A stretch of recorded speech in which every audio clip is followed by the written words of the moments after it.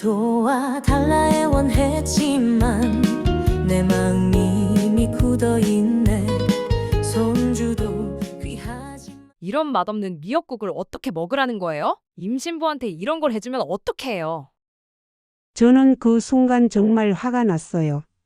제가 정성스럽게 끓인 미역국인데, 게다가 제가 도와주러 온 건데 이런 대접을 받아야 하나 싶었거든요. 그런데 어떻게 며느리와 이런 일까지 벌어지게 됐을까요?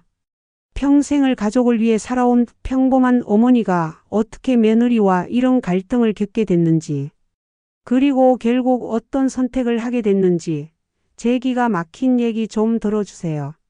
그 전에 구독과 좋아요 눌러주시면 정말 힘이 날 것 같아요. 안녕하세요. 저는 한영자입니다. 올해 67살이고요. 서울 한 골목에서 40년 가까이 작은 슈퍼마켓을 운영해 왔습니다. 지금은 큰아들 도현이와 며느리 미정이와 함께 살고 있어요. 오늘 여러분께 제 이야기를 들려드리려고 하는데요. 혹시 비슷한 경험을 하신 분들이 계시다면 조금이나마 위로가 되었으면 좋겠습니다. 제가 매일 새벽 5시에 일어나는 생활을 한 지가 벌써 몇십 년이 되었는지 모르겠어요. 알람 시계가 울리기도 전에 저절로 눈이 떠져요. 몸이 알아서 깨어나는 것 같아요. 또 하루가 시작되는구나 하는 생각이 들었어요. 저는 가능한 한 조용히 움직여요. 도현이와 미정이를 깨우지 않으려고요. 세수하고 간단히 아침을 준비할 때도 소리 나지 않게 조심조심 해요. 집 앞에 있는 작은 슈퍼마켓으로 가는 길도 발소리를 죽여서 걸어요. 골목길을 걸으며 바라본 하늘은 아직 어둠이 가시지 않았지만 저에게는 너무나 익숙한 풍경이었어요. 슈퍼마켓 셔터를 올리고 가게 안으로 들어서면 어젯밤 정리해둔 진열대들이 저를 맞아주거든요. 저는 먼저 냉장고부터 점검해요. 우유, 음료수, 김치, 반찬류들이 제자리에 있는지 확인하고 유통기한이 임박한 것들은 따로 빼두어요. 이런 일들은 이제 몸에 배어 있어서 특별히 생각하지 않아도 손이 알아서 움직여요. 첫 손님은 언제나 김 할아버지였어요. 매일 아침 6시 반이면 어김없이 나타나서 우유 한 팩과 식빵 하나를 사가시는 분이죠. 할아버지는 제 안부를 물어보시고 도연이와 미정이는 어떻게 지내냐고 물어보시면 저는 둘 다 잘 지낸다고 말씀드려요. 사실 요즘 집안 분위기가 예전 같지 않다는 걸 느끼고 있었지만 동네 어른들 앞에서 그런 말을 할 수는 없었거든요. 하루 종일 가게에서 손님들을 맞으면서 저는 모든 분들을 기억했어요. 누가 무엇을 자주 사는지, 어떤 브랜드를 선호하는지, 아이들이 좋아하는 과자는 무엇인지까지도 말이에요. 중학생 준호는 매일 초코파이를 사가는 아이예요. 그런데 어느 날 준호가 제가 요즘 피곤해 보인다고 말하더라고요. 준호가 집에서 쉴 때가 있냐고 물어봤을 때는 정말 말문이 막혔어요. 생각해보니 집에 있어도 쉬는 게 아니었거든요. 새벽에 일어나서 가족 아침 준비하고 가게 일 마치고 돌아와서는 저녁 준비하고 설거지하고 빨래하고 정말 앉아서 쉬는 시간이 언제인지 모르겠더라고요. 기억을 거슬러 올라가니 남편이 세상을 떠나고 나서부터 이런 생활이 시작되었던 것 같아요. 그때 제 나이는 35이었어요. 아이들의 요구는 끝이 없었고 저는 그 모든 것을 들어주려고 애썼어요. 새벽부터 밤늦게까지 일하고 틈틈이 집안일을 하고 아이들 공부도 봐주고 그렇게 하루하루를 버텨나갔어요.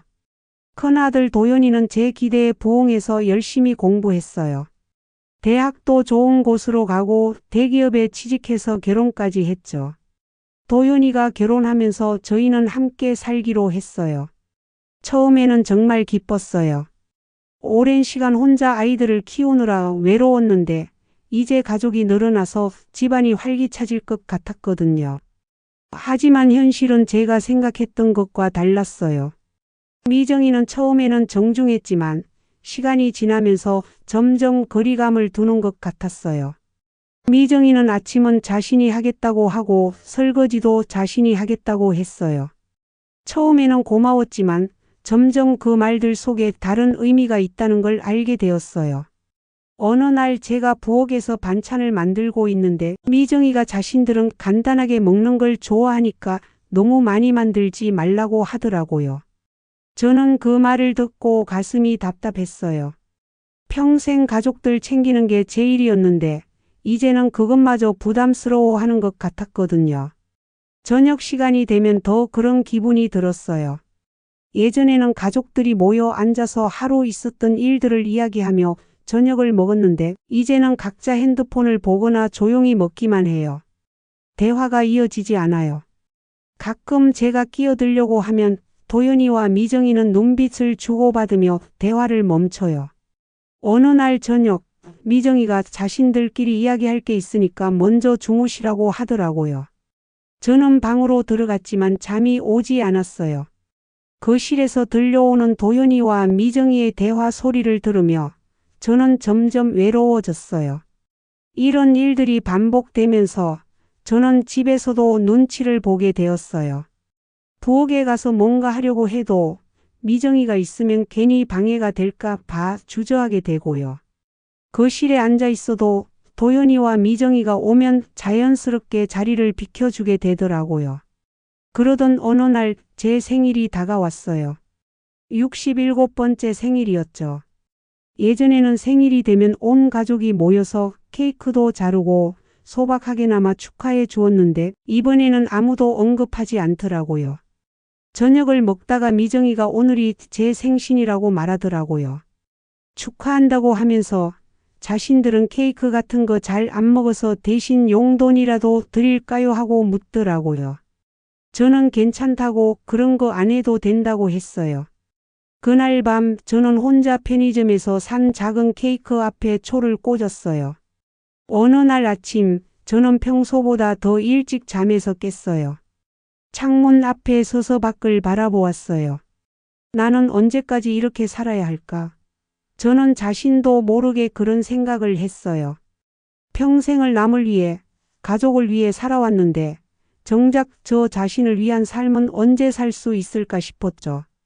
하지만 이날 이후로 제 마음속에는 작은 변화의 씨앗이 심어졌어요. 그렇게 마음속에 작은 변화의 씨앗이 심어진 지 몇 주가 지났을 때 제게는 더 큰 충격이 기다리고 있었어요. 그날은 제가 가게 일을 일찍 마치고 집에 돌아온 날이었는데 평소보다 1시간 정도 빨리 들어갔거든요. 집 현관문을 열고 들어서는데 거실에서 목소리가 들려왔어요. 미정이의 친구들이 놀러 온 모양이었어요. 몇 명의 여자분들이 앉아서 차를 마시며 이야기를 나누고 있었는데 그 대화 내용을 듣는 순간 제 온몸이 얼어붙었어요. 미정이가 자신의 친구들에게 시어머니와 함께 사는 것이 얼마나 힘든지 하소연하고 있었거든요. 그런데 그 내용이 정말 충격적이었어요. 시어머니가 아침부터 저녁까지 모든 일에 간섭한다고, 부엌에서 요리할 때도 옆에서 이래라 저래라 한다고 하더라고요. 심지어 자신들이 TV를 보고 있으면 옆에 와서 앉아서 같이 본다고 정말 답답해서 미치겠다고 했어요. 그런데 더 충격적인 건 그 다음 말이었어요. 시어머니가 언제까지 살지 모르겠다고, 요즘 의학 기술이 발달해서 90까지도 산다고, 그럼 자신이 언제까지 이렇게 살아야 하는지 모르겠다고 하더라고요. 친구 중 한 명이 그러면 요양원에 모시는 게 어떠냐고 했더니 미정이가 도연이 오빠가 효자 코스프레 하려고 절대 안 된다고 한다더라고요. 그러면서 시어머니가 매일 가게에서 돈을 얼마나 벌어오는지도 모르면서 집에서 놀고 먹는다고, 전기세 가스비만 올린다고 했어요. 또 다른 친구가 그럼 시어머니 몰래 집을 알아보라고 조언했어요. 작은 원룸이라도 구해서 나가시라고 하면 자존심 때문에라도 나가실 거라고 말하더라고요. 미정이는 그 말을 듣고 정말 좋은 아이디어라면서 당장 부동산에 전화해 볼 거라고 했어요.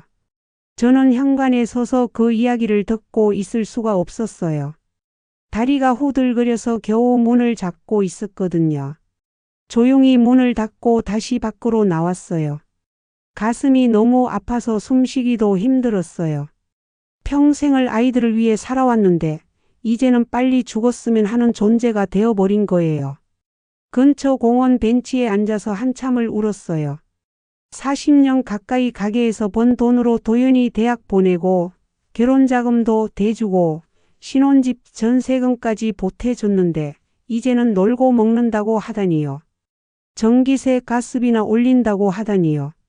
1시간 정도 후에 집으로 돌아갔더니 미정이의 친구들은 이미 갔더라고요. 미정이는 아무 일 없었다는 듯이 저를 맞아 주었어요. 일찍 오셨네요. 저녁 준비할게요 하면서 말이에요. 그 얼굴을 보니 더 화가 났어요. 방금 전까지 제 험담을 하고 있었으면서 이렇게 뻔뻔스럽게 나올 수 있다니요. 그날 저녁 식사 시간이 특히 고통스러웠어요. 미정이가 반찬이 짜다고 하더라고요. 요즘 어르신들이 짜게 드셔서 젊은 사람들은 먹기 힘들다고 했어요. 그러면서 앞으로는 간을 좀 덜 하라고 하더라고요. 저는 그 말을 듣고 수저를 놓을 뻔했어요.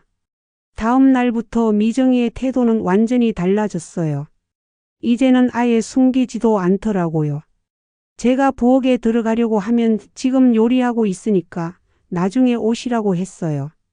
제가 거실에서 텔레비전을 보고 있으면 채널을 바꿔달라고 하거나 소리가 너무 크다고 하면서 볼륨을 줄이라고 했어요. 심지어 어느 날은 제가 현관에서 신발을 정리하고 있는데 미정이가 어머니 신발이 너무 많다고 하더라고요. 현관이 좁아 보인다면서 몇 켤레는 버리시라고 했어요. 제 신발이 고작 4켤레뿐이었는데도 말이에요. 그러던 어느 날 정말 기가 막힌 일이 일어났어요. 미정이의 부모님이 환갑잔치를 한다고 해서 도연이와 미정이가 호텔로 갔거든요. 저는 당연히 함께 가는 줄 알았어요. 미정이 어머니와는 몇 번 만난 적도 있고 인사도 나눈 사이였거든요. 그런데 미정이가 저에게 어머니는 집에서 쉬시라고 하더라고요. 어르신들끼리만 가시는 자리라서 어머니가 가시면 부담스러우실 거라고 했어요. 말도 안 되는 소리였어요. 며느리 부모님 환갑잔치에 시어머니가 왜 부담스러워요? 그날 저녁 혼자 집에 있으면서 라면으로 저녁을 해결했어요. 그런데 밤 10시쯤 도연이에게서 전화가 왔더라고요. 지금 환갑잔치가 끝나고 2차로 노래방에 간다는 거예요. 정말 즐겁다고 미정이 부모님이 너무 좋으시다고 하더라고요. 제가 혼자 라면 먹었다고 하니까 도연이가 잠깐 말이 없어지더라고요. 그러더니 엄마도 같이 오고 싶으셨냐고 물어보는 거예요. 저는 그냥 괜찮다고 집에서 편히 쉬었다고 대답했지만 마음은 정말 아팠어요. 그런데 정말 어이없는 건 며칠 후에 미정이 어머니가 저희 집에 인사 오셨다는 거예요. 환갑잔치 때 못 뵈서 아쉬웠다면서 다음에는 꼭 함께 하자고 하시더라고요. 그 말을 듣고 저는 미정이가 얼마나 뻔뻔한 거짓말을 했는지 알겠더라고요. 몇 주 후에는 더욱 기가 막힌 일이 있었어요. 도연이의 회사 동료들이 집들이에 온다는 거였어요. 미정이가 저에게 그날은 가게 일을 늦게까지 하시거나 아니면 민수네 집에라도 가 계시면 어떨까 하고 제안하더라고요. 제 집인데 제가 없어야 한다는 거잖아요. 그것도 집들이라면서 말이에요. 저는 그 말을 듣고 정말 기가 막혔어요. 하지만 미정이는 태연하게 손님들이 와서 어수선할 텐데 어머니가 계시면 불편하실 거라고 했어요. 결국 저는 그날 밤 10시까지 가게에서 시간을 죽였어요. 집에 돌아가니 거실이 말끔히 정리되어 있고 도연이와 미정이는 피곤하다며 벌써 잠자리에 들었더라고요. 테이블 위에는 손님들이 가져온 선물들이 그대로 놓여 있었어요. 그런데 정말 화가 난 건 며칠 후에 미정이가 그날 온 사람들이 어머니 안부를 물어봤다고 하더라고요. 어머니가 어디 계시냐고 해서 몸이 안 좋으셔서 일찍 주무신다고 했다는 거예요. 거짓말로 저를 아픈 사람 만들어버린 거죠. 명절 때는 더욱 가관이었어요. 미정이가 친정에 가서 차례를 지내겠다고 하니까 도연이도 따라갔어요. 저는 혼자 집에서 간단히 차례상을 차리고 남편의 영정사진 앞에서 절을 했어요. 명절인데 혼자 차례를 지낸다는 게 이렇게 서글플 줄 몰랐어요. 그런데 더 화가 난 건 명절 다음 날 미정이가 친정에서 음식을 많이 가져왔다면서 냉장고에 넣더라고요. 그러면서 어머니는 나이가 많으셔서 기름진 음식 드시면 안 된다면서 자신들만 먹겠다고 하더라고요. 그러던 어느 날 저에게는 더 큰 시련이 찾아왔어요.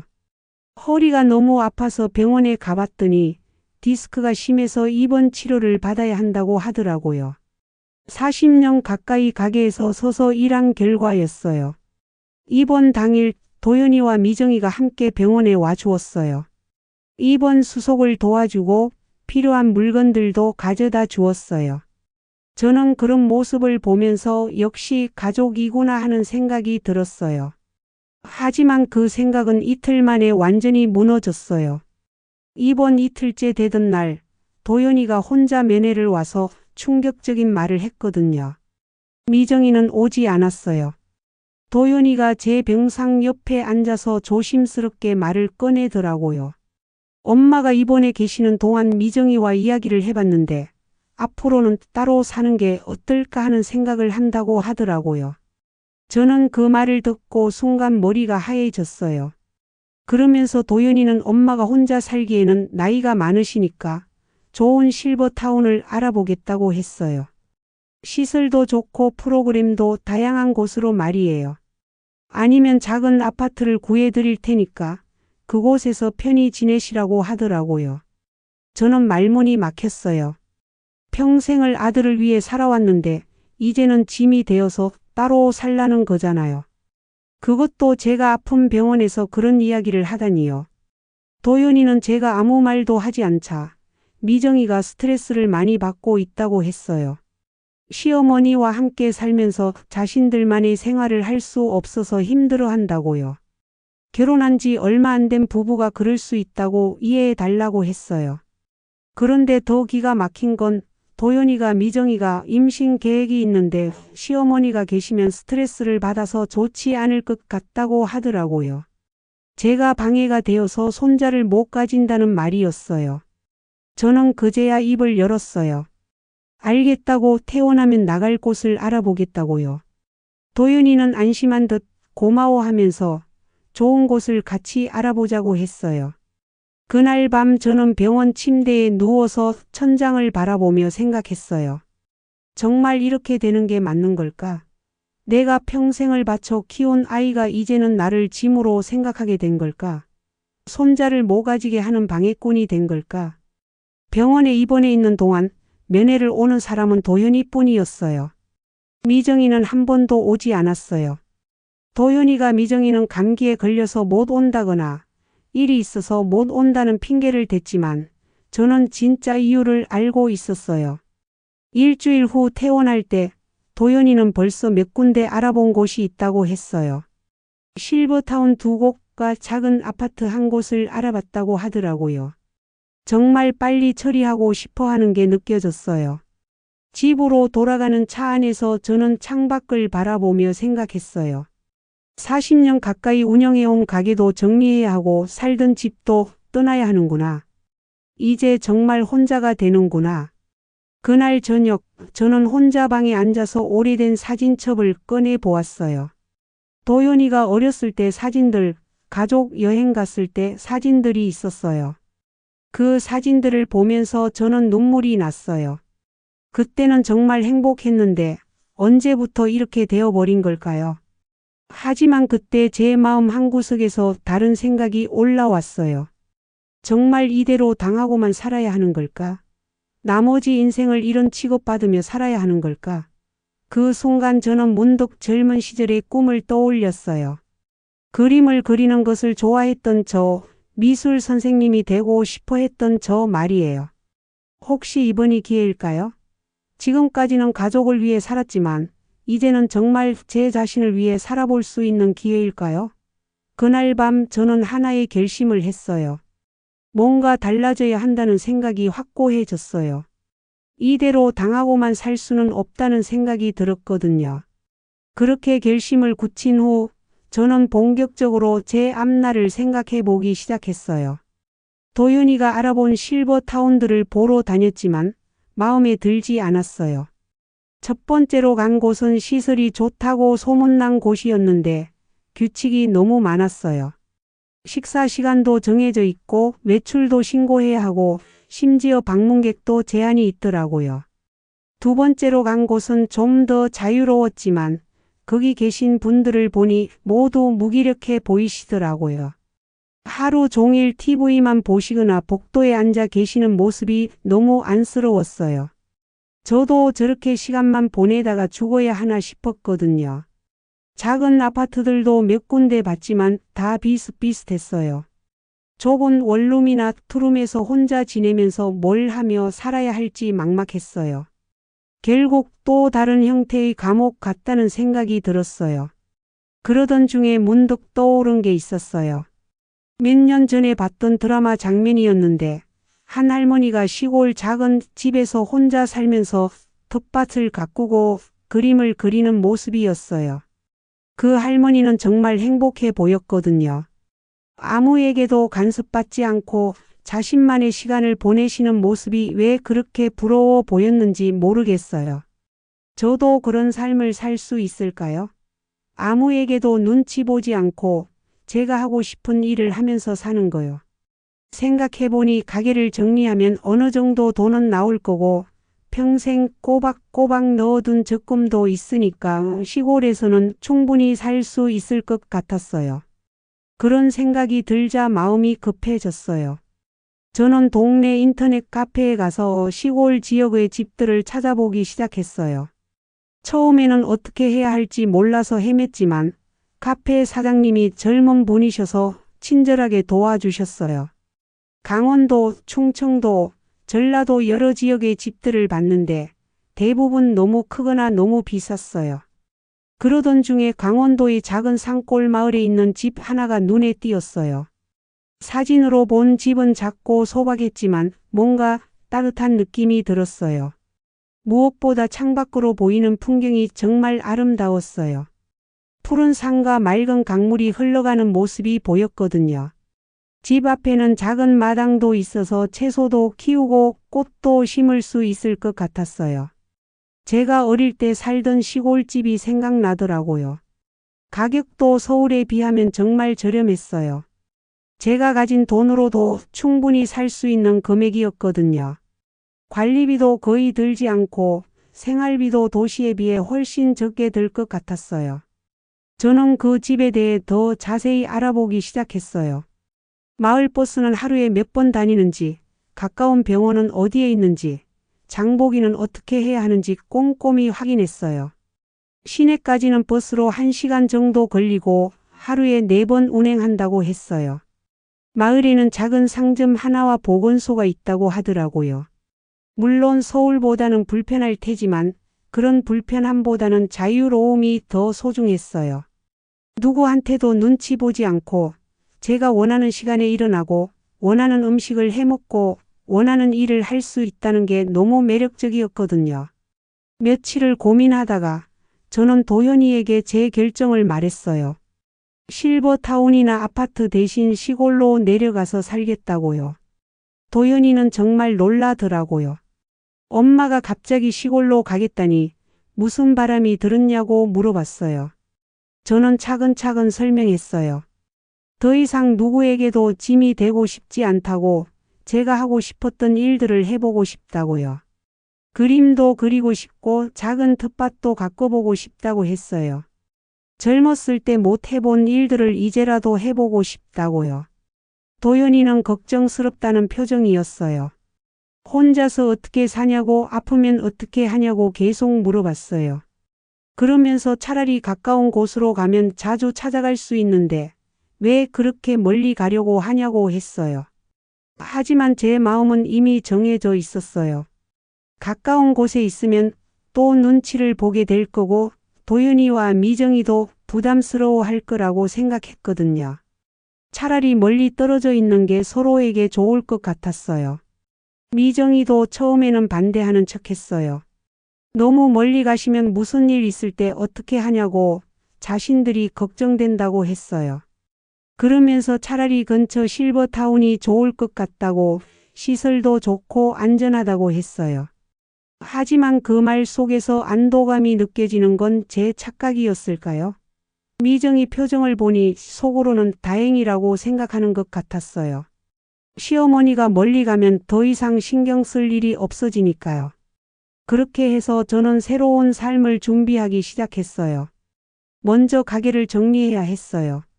40년 가까이 지켜온 가게를 정리한다는 게 쉽지 않았지만 새로운 시작을 위해서는 어쩔 수 없었어요. 단골 손님들에게 가게를 정리한다고 말씀드리니 다들 아쉬워하시더라고요. 김 할아버지는 특히 서운해 하셨어요. 이제 누구한테서 우유를 사야 하냐고 영자 씨 같은 사람은 없다고 하시면서 눈물까지 글썽이시더라고요. 중학생 준호도 마지막 날에 와서 인사했어요. 이모가 없으면 누가 초코파이를 미리 준비해 주냐고 정말 아쉽다고 하더라고요. 그런 말들을 들으니 마음이 찡했지만 제 결정은 변하지 않았어요. 가게를 넘겨받을 분도 구했어요. 같은 동네에 사시는 젊은 부부분이셨는데 정말 성실해 보이시더라고요. 단골 손님들도 잘 부탁한다고 당부드렸어요. 가게 정리가 끝나고 나서 저는 직접 강원도로 내려가 봤어요. 그 집을 직접 보고 싶었거든요. 기차를 타고 몇 시간을 가다가 버스로 갈아탔는데 갈수록 풍경이 아름다워지더라고요. 마을에 도착하니 정말 조용하고 평화로웠어요. 공기도 맑고 새소리도 들리고 서울에서는 느낄 수 없는 여유로움이 있었어요. 집은 인터넷에서 본 것보다 더 마음에 들었어요. 작지만 따뜻한 느낌이 들었고 창밖 풍경은 정말 그림 같았어요. 마당에는 이미 상추와 깻잎이 자라고 있었고 한쪽에는 꽃밭도 있었어요. 집 뒤쪽으로는 작은 텃밭도 있어서 여러 가지 채소를 키울 수 있을 것 같았어요. 옆집 할머니가 나와서 반갑게 인사해 주시더라고요. 혼자 사시려고 오셨냐고 물어보시기에 그렇다고 대답했더니 요즘 그런 분들이 많다면서 환영한다고 하셨어요. 마을 사람들이 서로 도우며 지낸다고 외롭지 않을 거라고 위로도 해 주셨어요. 동네를 한 바퀴 둘러보니 정말 아름다웠어요. 강물이 마을 옆으로 흘러가고 산들이 마을을 감싸고 있는 모습이 그림 같았어요. 여기서 그림을 그리면 정말 좋을 것 같다는 생각이 들었어요. 그날 밤마을의 작은 여관에서 하룻밤을 보냈는데 정말 오랜만에 푹 잤어요. 서울에서는 늘 무언가에 쫓기는 기분이었는데 여기서는 마음이 너무 평안했어요.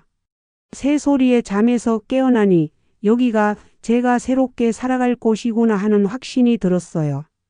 서울로 돌아와서 집 계약을 진행했어요. 도연이와 미정이는 제가 정말로 시골로 간다는 걸 알고는 어쩔 줄 몰라 하더라고요. 아마 가까운 실버타운이나 아파트로 갈 줄 알았던 모양이에요. 미정이가 너무 멀어서 무슨 일 있으면 어떻게 하냐고 걱정하는 척했지만 속으로는 다행이라고 생각하는 게 눈에 보였어요. 도연이도 마찬가지였고요. 이사 준비를 하면서 오래된 물건들을 정리했어요. 평생 모아둔 것들이 너무 많아서 대부분 버려야 했어요. 필요 없는 건 과감히 버리고 꼭 필요한 것들만 챙겼어요. 그 중에서도 가장 소중하게 챙긴 건 예전에 그림 그리던 도구들이었어요. 오랫동안 장롱 깊숙이 넣어두었던 물감과 붓들을 꺼내니 마음이 두근거렸어요. 이제 다시 그림을 그릴 수 있겠구나 하는 생각에 설렜어요. 남편의 사진도 가져가기로 했어요.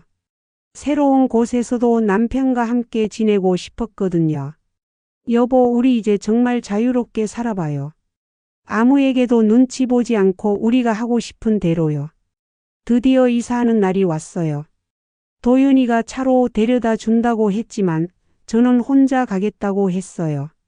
새로운 시작은 혼자 하고 싶었거든요. 이사 짐은 택배로 미리 보냈고 저는 간단한 가방 하나만 들고 떠나기로 했어요. 기차역에서 도윤이와 미정이가 배웅해 주었어요. 도윤이는 마지막까지 걱정하면서 자주 연락하라고 했어요. 몸이 아프면 무리하지 말고 병원에 가라고, 외로우면 언제든 연락하라고 했어요. 미정이도 건강 조심하시라고 인사했어요. 그러면서 가끔 안부 전화 드리겠다고 했지만 그 말이 얼마나 진심인지는 의문이었어요. 걱정하는 척하면서도 어딘지 홀가분해 보이는 표정이 보였거든요. 기차가 출발하면서 저는 창밖을 바라보았어요. 서울의 회색 건물들이 점점 멀어져 가고 푸른 들판과 산들이 나타나기 시작했어요. 정말 새로운 인생이 시작되는구나 하는 생각에 가슴이 벅찼어요. 늦은 나이에 시작하는 새로운 도전이었지만 전혀 두렵지 않았어요. 오히려 설레었어요. 이제는 정말 제가 하고 싶은 일을 할 수 있을 테니까요. 그림도 그리고 텃밭도 가꾸고 책도 읽고 아무에게도 눈치 보지 않고 제가 원하는 대로 살 수 있을 테니까요.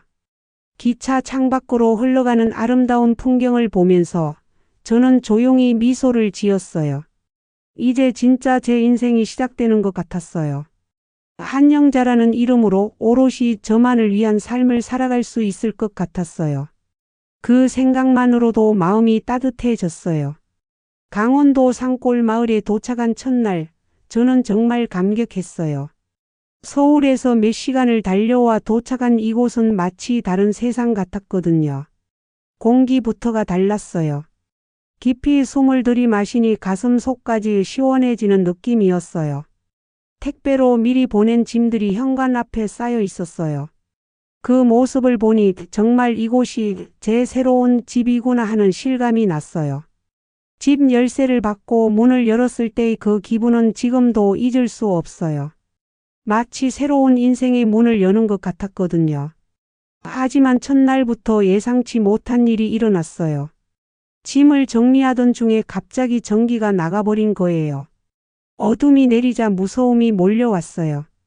서울에서는 이런 일이 없었는데 여기서는 어떻게 해야 할지 몰라 당황했어요. 그때 옆집 박 할머니가 손전등을 들고 오셨어요. 새로 오신 분이 혼자 계시는데 전기가 나갔다고 하니 걱정이 되어서 오셨다는 거예요. 저는 그 순간 정말 고마웠어요. 서울에서는 옆집 사람이 누군지도 모르고 살았는데 여기서는 이렇게 챙겨주시다니요. 박 할머니가 마을 전기 담당자에게 연락해 주셔서 금세 전기가 들어왔어요.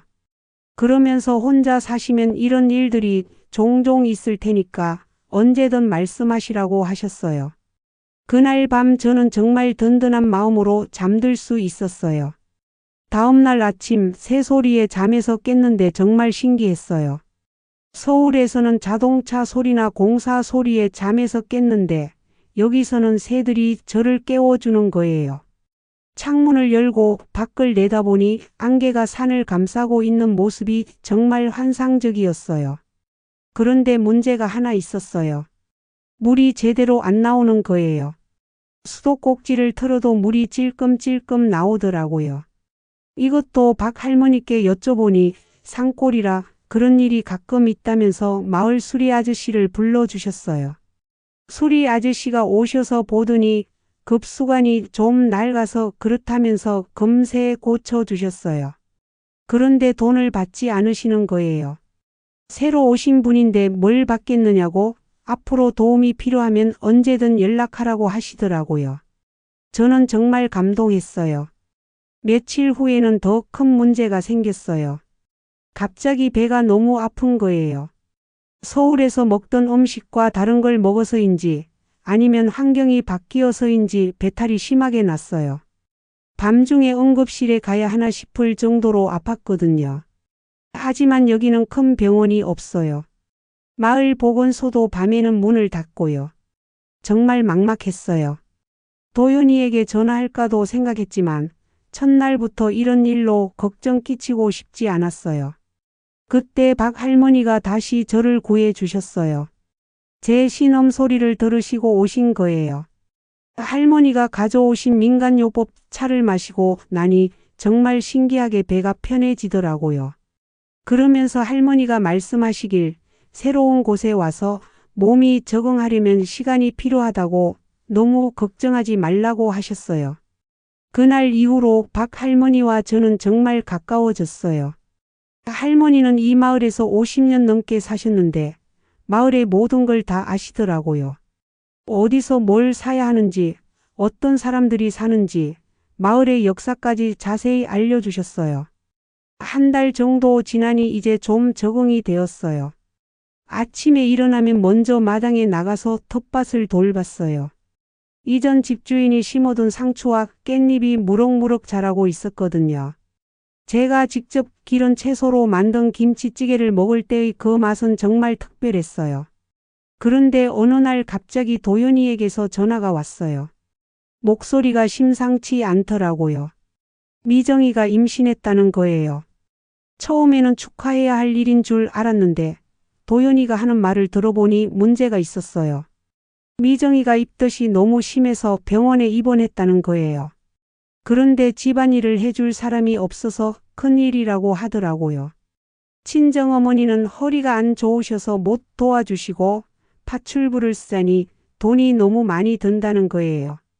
그러면서 도연이가 조심스럽게 물어보더라고요. 혹시 엄마가 잠깐만 와서 도와줄 수 있겠냐고요. 한 달만 아니 2주만이라도 와주시면 정말 고맙겠다고 하더라고요. 저는 그 말을 듣고 복잡한 기분이 들었어요. 한편으로는 며느리가 아파서 도와주고 싶은 마음도 있었고 또 한편으로는 겨우 자유를 찾았는데 다시 그 생활로 돌아가야 하나 싶어 답답했어요. 더군다나 미정이가 저를 어떻게 생각하는지 뻔히 알고 있는데 지금 와서 도움을 청한다는 게 좀 어이없기도 했어요. 저를 내쫓을 때는 언제고 이제 필요하니까 부르는 거잖아요. 하지만 결국 저는 서울로 올라가기로 했어요. 아무리 서운해도 배 속에 있는 건 제 손자니까요. 그리고 미정이가 정말 많이 아프다면 도와주는 게 맞다고 생각했어요. 서울에 올라가서 보니 정말 집안이 엉망이었어요.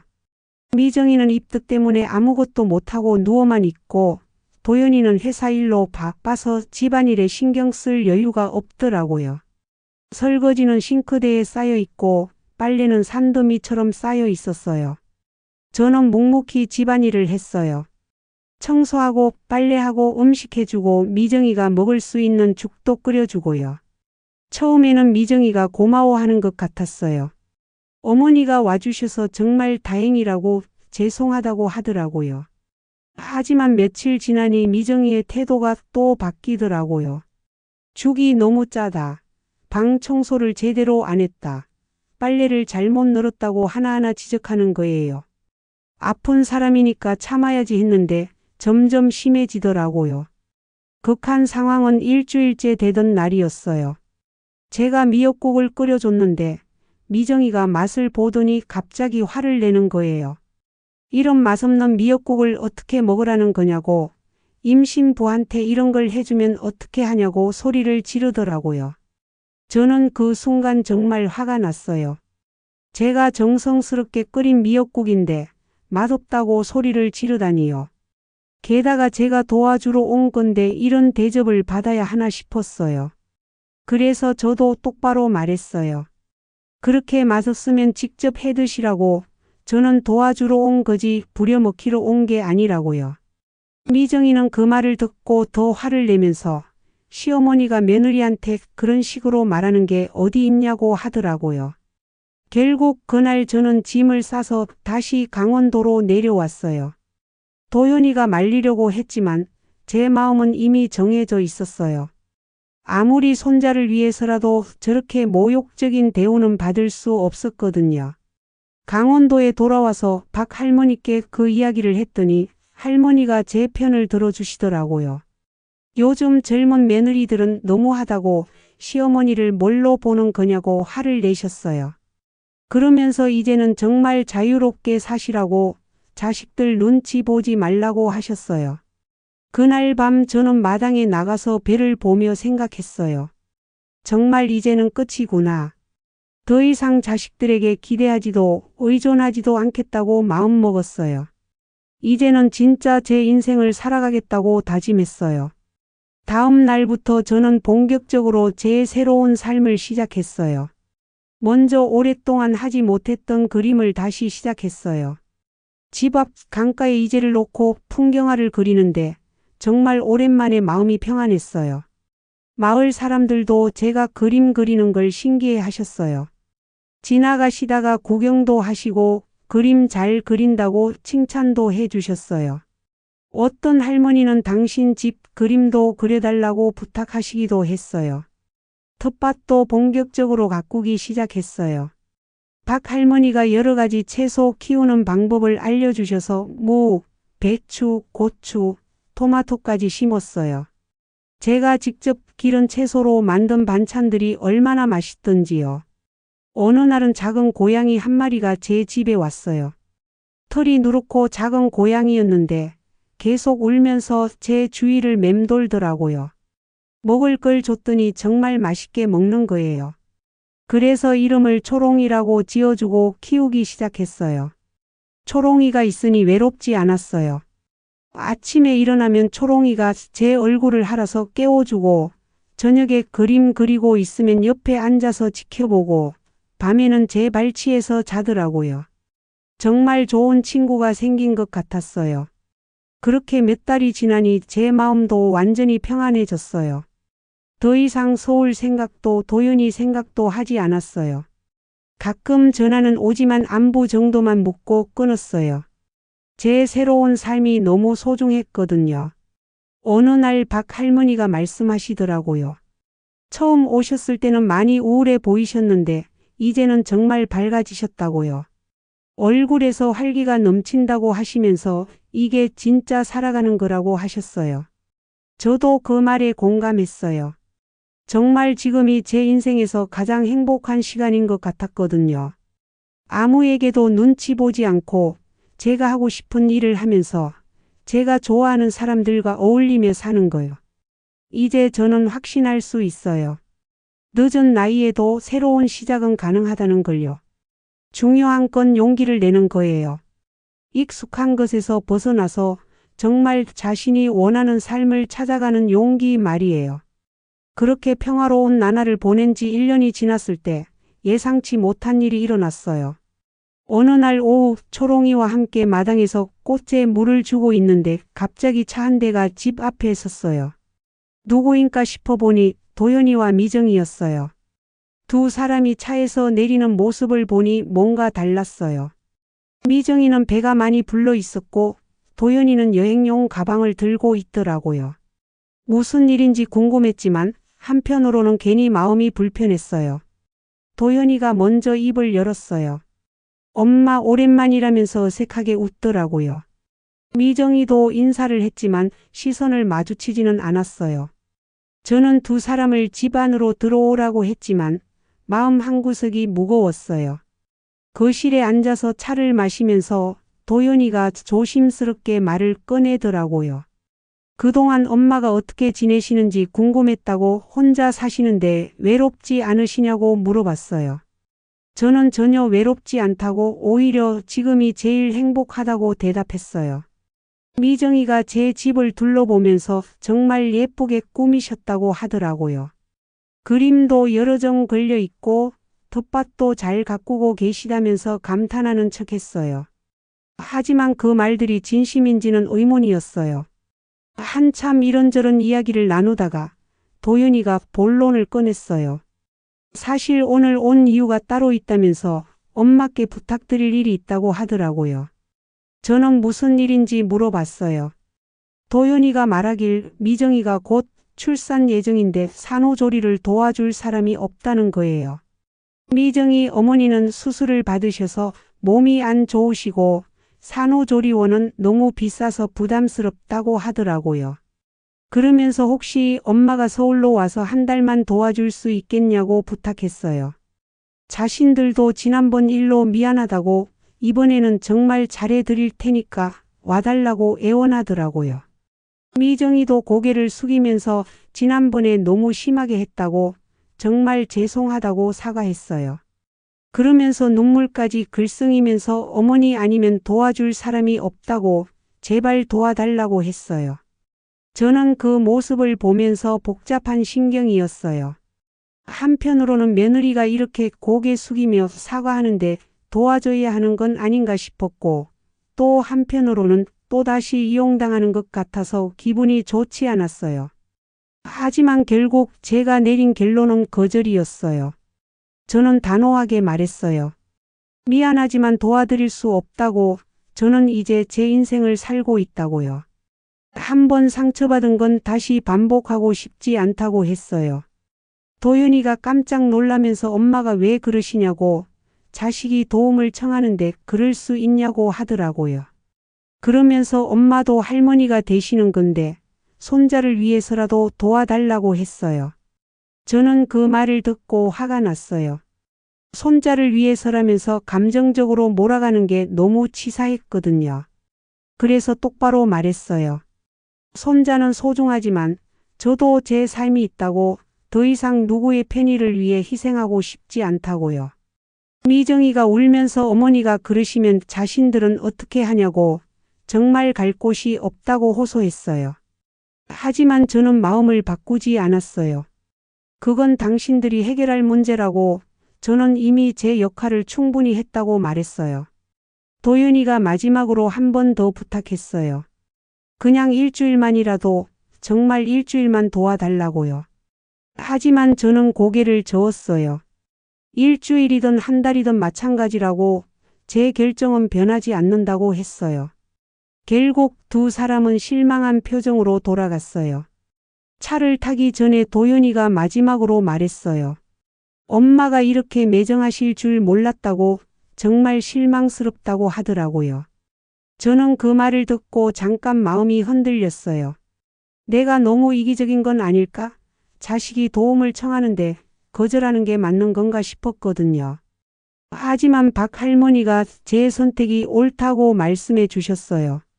박 할머니가 말씀하시길, 자식들이 부모를 필요할 때만 찾는 건 옳지 않다고, 평소에 잘해드리지도 않으면서 힘들 때만 도움을 청하는 건 이기적이라고 하셨어요.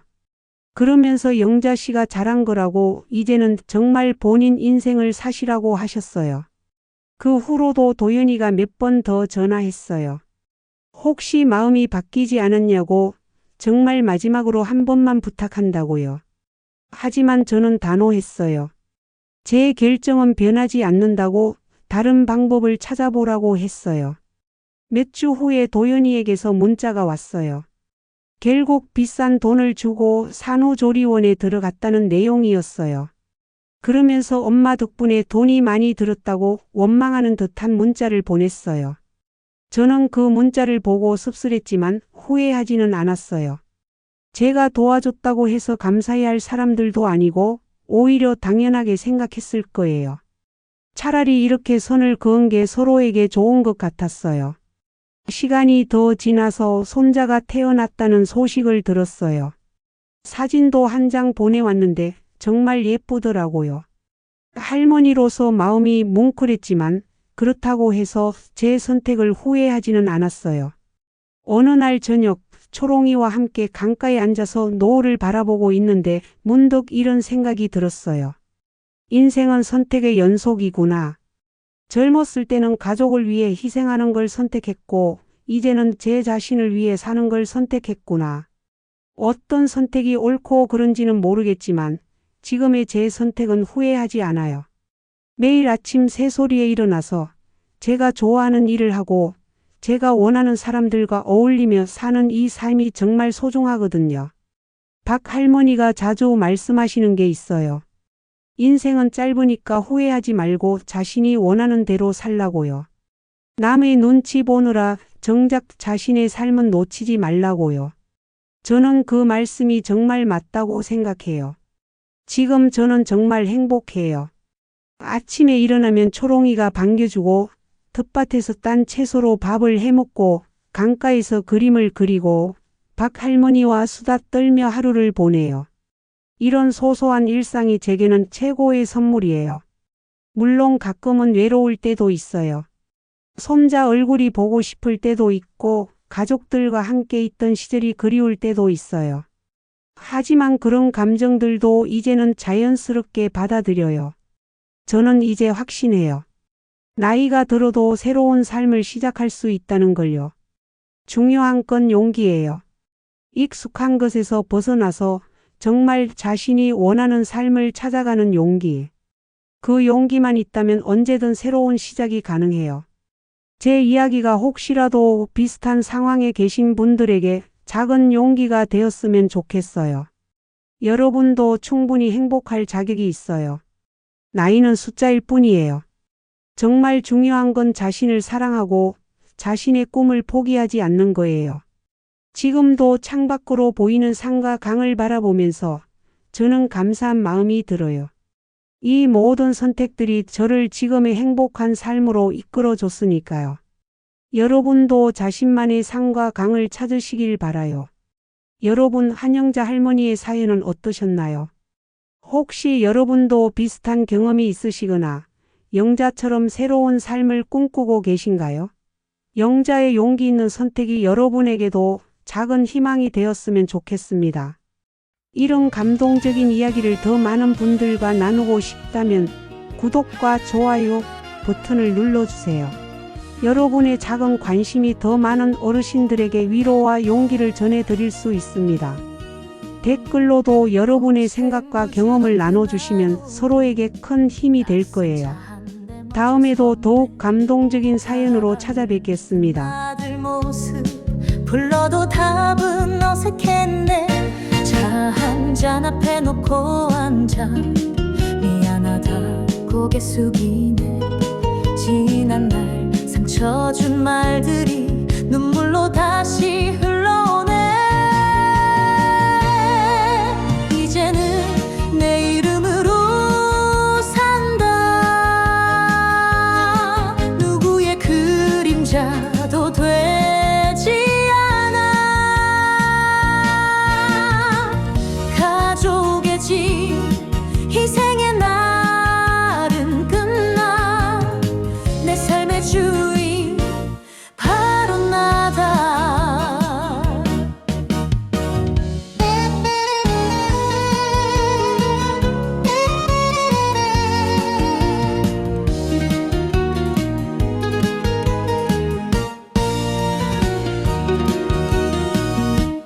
도와달라 애원했지만 내 마음이 이미 굳어있네.